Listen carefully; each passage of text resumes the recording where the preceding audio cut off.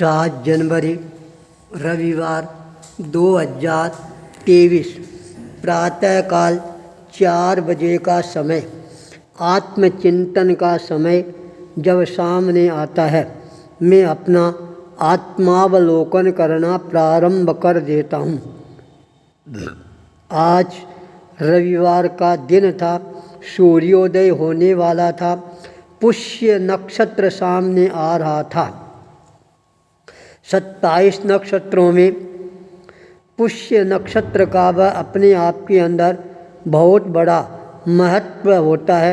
रविवार और गुरुवार 2 दिन यदि पुष्य नक्षत्र होता है तो उसका प्रभाव है वह और ही अलग ही नज़र आना प्रारंभ हो जाता है। मैंने अपने मन में चिंतन करना प्रारंभ किया, आज रवि पुष्य नक्षत्र है, अब मेरे को अपने जीवन को किस दिशा की ओर अभिमुख करना चाहिए। तत्काल भीतर से आवाज़ आती है, तेरे को कुछ भी करने की ज़रूरत नहीं है, जो भी कार्य तेरे से करवाने हैं वो अपने आप ही तेरे कुल के प्रणेता पूर्णरासर बालाजी अपने आप ही कराना प्रारंभ कर देंगे।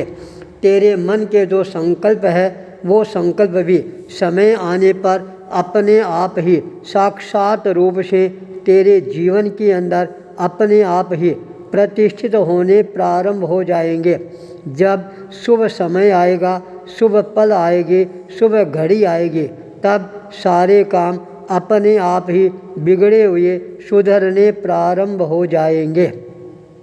जब यह भावना जागृत होने प्रारंभ होती है तब मन के अंदर विश्वास है वह और ज़्यादा घनीभूत बनना प्रारंभ हो जाता है। अब जयपुर शहर में जिस परिकल्पना के साथ में आया हूँ वह परिकल्पना हर हालत के अंदर मेरी पूरी होकर ही रहेगी, और जो कल्पनाएं मेरी चल रही है उन परिकल्पनाओं में जो अवरोध आया है वह भी भविष्य के लिए सुखद संयोग लेकर ही आएगा। पुष्य नक्षत्र वास्तव के अंदर जीवन के अंदर नई दिशाओं का उद्घाटन करने वाला होता है। तब ही तो मेरे मन के अंदर अपने आप ही बालाजी के प्रति एक नया आकर्षण का केंद्र बिंदु है वह अपने आप ही बनना प्रारंभ हो गया है। मैंने जब साधना के पथ पर अपने चरणों को गतिशील बनाया था उस समय मैंने अपने मन के अंदर मेरे कुछ आदर्श है वो स्थापित किए थे। सबसे पहला आदर्श वीतराग भगवान, जिनके पथ पर चलकर मेरे को वीतरागता के मार्ग को प्रशस्त करना है। उसके पश्चात खट्टर गज के प्रणेता दादा जिनदत्त सूर्य के प्रति मेरे मन में बहुत ज़्यादा आस्था की भावना जग गई। उनके द्वारा जो प्रवर्तित मंत्र है उस मंत्र की साधना करके अपने आप को शक्तिशाली बनाकर उसी दिशा में अग्रसर करना प्रारंभ कर देना। तेरापंथ धर्म संघ के चतुर्थ आचार्य जयाचार्य, जिन्होंने हमारे को सत्य के मार्ग पर आगे बढ़ने के लिए प्रेरणा प्रदान की, वो मेरे जीवन के आदर्श बन गए। आचार्य भिक्षु, जिनके प्रति हमारे मन में श्रद्धा का जागरण होना प्रारंभ हो गया, उनका चरित्र बल, तपोबल, मनोबल, श्रद्धा बल, ये चारों बल मेरे को बहुत ज़्यादा आकर्षित करने वाले बन गए थे। आचार्य तुलसी, जिन्होंने मेरे को संयम पथ पर आगे बढ़ने के लिए महान मंत्र है वह प्रदान किया था। यह मेरी आस्था के मूलभूत जो कारण है वो उभर कर सामने आए। पुष्य नक्षत्र के दिन ये आस्था के केंद्र बिंदु मेरे और ज़्यादा मजबूत और पुष्ट बनते जा रहे हैं। प्रातःकाल 9 बजे के आसपास अचानक मोबाइल की घंटी बजती है। झारखंड से फ़ोन आता है डूंगर जी का, जो मुनिश्री ज्ञानेंद्र कुमार जी, विमलेश कुमार जी की सेवा के अंदर अभी सेवाएं प्रदान कर रहा है। तत्काल उधर से प्रश्न उपस्थित होता है, अभी आप कहाँ विराज रहे हो? मैंने तत्काल कहा अभी मैं जयपुर शहर में हूँ और यहीं पर अपनी परिकल्पनाएं साकार रूप प्रदान करने के लिए अपना ध्यान केंद्रित कर रखा है। तत्काल आवाज़ आई, संबोधि नागेश्वर पार्श्वनाथ तीर्थ है, वहाँ से आपने क्यों छोड़ा? मैंने तत्काल कहा, जहाँ पर स्वार्थ बल उमड़ कर सामने आ जाता है वहाँ पर मैं एक क्षण भी रुकना पसंद नहीं करता हूँ। इसलिए 16 दिसंबर को 12:08 मैं बालाजी के स्थान पर पहुंचकर अपनी ध्यान साधना प्रारंभ कर देता हूँ। उधर से आवाज़ गुंजायमान होती है, विजय बोथरा इसी तरह का व्यक्ति है। इसने पता नहीं आज तक कितने कितने संतों को दोहन किया है, आर्थिक दृष्टि से उनको मजबूर किया है और स्वयं का घर भरने में उसने कोई प्रकार की कमी नहीं रखी है।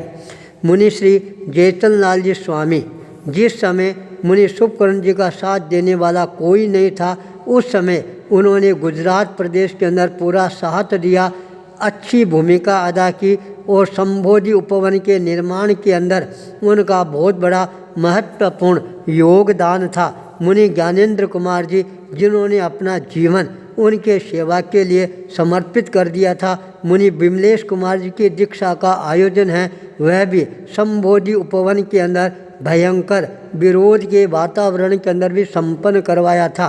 पर इस विजय बोथरा ने कुचक्र चलाकर मुनि श्री जयचंद लाल जी स्वामी ज्ञानेंद्र कुमार जी के प्रति मुनि शुभकर्ण जी के मन के अंदर जहर घोल दिया था। मुनि शुभकर्ण जी की भी एक ही आदत थी, एक बार जिसके भाव में बह जाते थे वो उसी दिशा के अंदर बहते रहते थे, आगे पीछे का कुछ भी नहीं सोचते थे। विमल जो उनका प्रिय भगत था, उसको भी दर किनारे करके विजय को अपना प्रमुख भगत बनाया और उस समय सब ने कहा था ये विजय आगे जाकर आपको धोखा देने वाला बनेगा, पर उनके चश्मा वही चढ़ा हुआ था, इसलिए वो कुछ भी नहीं कर पाए। परिणाम ये आया, ज्ञानेंद्र जी के ऊपर बहुत बड़ा आरोप लगाया गया, मुनि जयचंद लाल जी का अनादर किया गया। परिणाम यह आया, मुनि ज्ञानेंद्र जी ने संबोधि को शमशान भूमि कहना प्रारंभ कर दिया, उसमें पैर रखने का भी वो एक तरह से निषेध करना प्रारंभ कर दिया। मुनि जयचंद लाल जी भी अपनी साधना में लग गए।